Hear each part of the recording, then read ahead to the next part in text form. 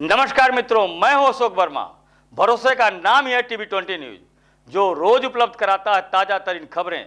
देश और प्रदेश की तमाम अहम खबरों के साथ आइए नजर डालते हैं इस खबर पर। आजमगढ़ के अतरौलिया स्थानीय क्षेत्र के चितौनी तिराहे के समीप लोगों के स्वास्थ्य सुविधाओं को देखते हुए आकाश मेडिसिन मार्ट का भव्य शुभारंभ विधान परिषद सदस्य राष्ट्रीय महासचिव समाजवादी पार्टी बलराम यादव पूर्व मंत्री ने फीता काटकर किया और कहा कि स्वास्थ्य सेवाओं में जितना ही अच्छा काम हो जाए वही जनता के लिए सबसे अच्छा है। उद्घाटन समारोह में पहुंचे क्षेत्रीय विधायक संग्राम यादव ने विपक्ष पर जमकर हमला बोला और कहा कि जनता के हित के लिए स्वास्थ्य सेवाओं में जितना भी कार्य किया जाए वो बहुत अच्छा है। जिस तरह से यहाँ मेडिकल हॉल खोलकर जनता को सुविधा देने का काम किया जा रहा है वो काफ़ी अच्छा है। वक्फ संशोधन बिल पर उन्होंने कहा कि हमारी पार्टी और हमारे नेता अखिलेश यादव ने देश की संसद में अपना पक्ष मजबूती के साथ रखने का काम किया है। जो इस देश की असल समस्या है, महंगाई, बेरोजगारी, भ्रष्टाचार, उस पर सरकार का ध्यान नहीं है। और उन्होंने उत्तर प्रदेश सरकार पर बहुत गंभीर टिप्पणी किया है और कहा कि बुलडोजर से भय पैदा होता है। हमें उम्मीद है कि प्रयागराज के अंदर जितने मकान ढाए गए थे, सुप्रीम कोर्ट ने संज्ञान में लेकर प्रयागराज विकास प्राधिकरण पर प्रत्येक व्यक्ति 10-10 लाख रुपए जुर्माना ठोकने का काम किया है और बोला है कि बुलडोजर से न्याय नहीं मिलता, बुलडोजर से दहशत पैदा होती है। इस मौके पर पूर्व जिला पंचायत सदस्य बढ़िया चंद्रजीत यादव ने आए हुए सभी लोगों का आभार व्यक्त किया। इस मौके पर ब्लॉक प्रमुख चंद्रशेखर यादव, नगर अध्यक्ष सुभाष चंद्र जायसवाल, जगदीश पांडे, संदीप सिंह, के यादव, नरेंद्र नाथ यादव, देवेंद्र यादव, नागेंद्र यादव, कन्हैया गौड़, संतराम राज कपूर, पूर्वांचल नरसिंह, लचीराम वर्मा, शीतला निषाद समेत कई लोग मौजूद रहे। देखिए, स्वास्थ्य सेवाओं में जितना ही काम हो जाए वही जनता के लिए सबसे अच्छा काम। और आज जिस तरह से यहाँ पर मेडिकल हॉल खोल करके जनता को सुविधा देने का काम किया जा रहा है वो बहुत ही सराहनीय है। और एक नौजवान विपिन जो इस तरह का सराहनीय कदम आगे बढ़ाए हैं, हम सब मिल करके उनका बहुत ही सहयोग करेंगे और उम्मीद भी करेंगे कि ये बहुत रात दिन मेहनत करके इस मेडिकल के क्षेत्र में आगे बढ़ चढ़ करके जो अच्छे ब्रांड की दवाइयाँ हैं वो जनता को उपलब्ध कराने का एक काम करेंगे। वक्फ बोर्ड के फैसले के लिए क्या कहना चाहेंगे? फैसला हो गया है। हमारी पार्टी ने और हमारे नेता माननीय अखिलेश यादव जी ने देश की संसद में अपना पक्ष मजबूती के साथ रखने का काम किया है। जो इस देश की असल समस्या बेरोजगारी है, महंगाई है, भ्रष्टाचार है। अभी आप कुछ दिन पहले आपके पड़ोसी जनपद अंबेडकर नगर के अरई में जिस तरह से बुलडोजर और आग के हवाले एक गरीब का मकान किया जा रहा था और एक बेटी अपने पुस्तक को लेकर के, बैग को लेकर के जो भाग रही थी, उसको देश और दुनिया ने बहुत खुली आंखों से देखा। हम बधाई देते हैं अपने पार्टी के राष्ट्रीय अध्यक्ष माननीय अखिलेश यादव जी को कि आज उस बेटी से लखनऊ में मिल रहे हैं। और इस देश और दुनिया का प्रतिष्ठित न्यूज एजेंसी BBC ने उस पर स्टोरी किया। भारत के सुप्रीम कोर्ट ने अभी हाल ही में जो फैसला दिया है, 2-3 दिन पहले जो फैसला आया है सुप्रीम कोर्ट का, सुप्रीम कोर्ट के 2 जजों ने, माननीय जज ने कहा है कि जिस तरह से बेटी भाग रही है वो दिल को झकझोर देने वाली घटना है। और उन्होंने उत्तर प्रदेश की सरकार पर बहुत गंभीर टिप्पणी की है और कहा है कि बुलडोजर से भय पैदा होता है।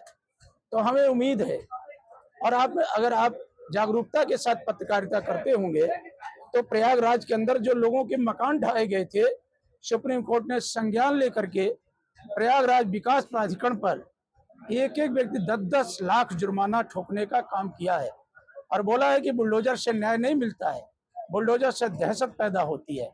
तो हमें उम्मीद है कि उत्तर प्रदेश सरकार जो बार बार सुप्रीम कोर्ट निर्देशित करने का काम कर रहा है, निर्देशित नहीं बल्कि उन पर जुर्माना लगाने का काम कर रहा है, उसको मजबूती से संज्ञान में लेगी और बेरोजगारी को दूर करने के लिए कोई ठोस रणनीति बनाएगी।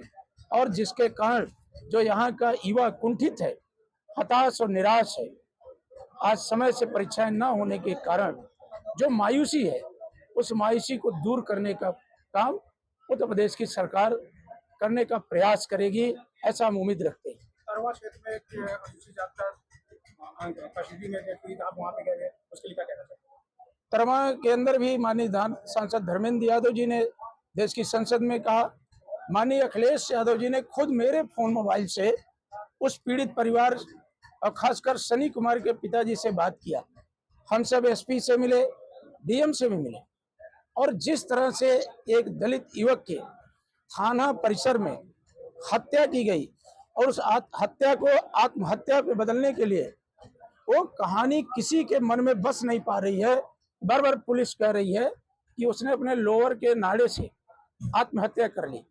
हमने पुलिस कप्तान से कहा, मिल करके कहा कि आखिर वो कौन सी नौजवान के सामने आपने 2-3 दिन के अंदर पुलिस कस्टडी में परिस्थितियां पैदा कर दी जिसके कारण नौजवान अपनी जान ही देने पर उतारू हो गया। तो उसका उनके पास कोई जवाब नहीं है। तो आज उत्तर प्रदेश के अंदर पीड़ित समाज के ऊपर लगातार उत्पीड़न बढ़ रहा है ताकि पीड़ित समाज अपने हक और अधिकार के लिए लड़ ना पाए, इसलिए तरह तरह के उसके ऊपर पुलिसिया जुर्म और अत्याचार किए जा रहे हैं। समाजवादी पार्टी अभी आप कुछ दिन बाद देखिएगा और पूरा देश समाजवादी पार्टी पर उम्मीद रखता है। अभी मार्टिनगंज से खबर आई है, एक राजभर के गेहूं के खेत पर दबंगों ने जिस तरह से हमला बोल करके उनके साथ जो गलत दुर्व्यवहार किया है, हम तो पूछना चाहते हैं जो उनके सरकार में शामिल लोग हैं कि अगर आपके अंदर थोड़ा भी नैतिक साहस हो तो क्यों नहीं पिछड़े और दलितों की बात को मजबूती से उठाते, क्यों नहीं पुलिस भर्ती की अनियमितता को उठाते।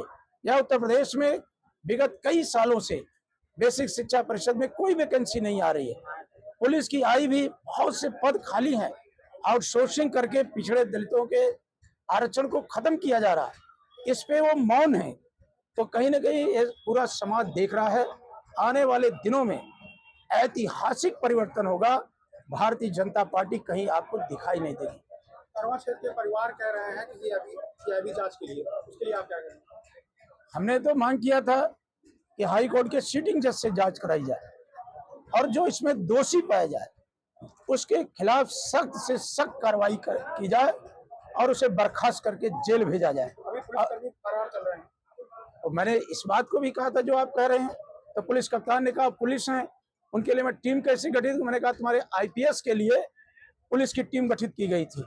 आपको याद होगा, आप ही के मंडल में बलिया जनपद पड़ता है, नरही में मैंने योगी जी के सामने कहा था, नरही के अंदर जिस तरह से लूट थी और एसओ के द्वारा दीवार फांद के भगा था, उसको भी पकड़ने के लिए पुलिस टीम गठित हुई थी। तो आजमगढ़ में जो उसके ऊपर हत्या का मुकदमा, अगर कोई गरीब होता, आम आदमी होता, तो अब तक उसको पुलिस गिरफ्तार कर लेती, लेकिन आज उसमें पूरा का पूरा पुलिस शामिल है, इसलिए आज तक गिरफ्तारी नहीं हो पाई।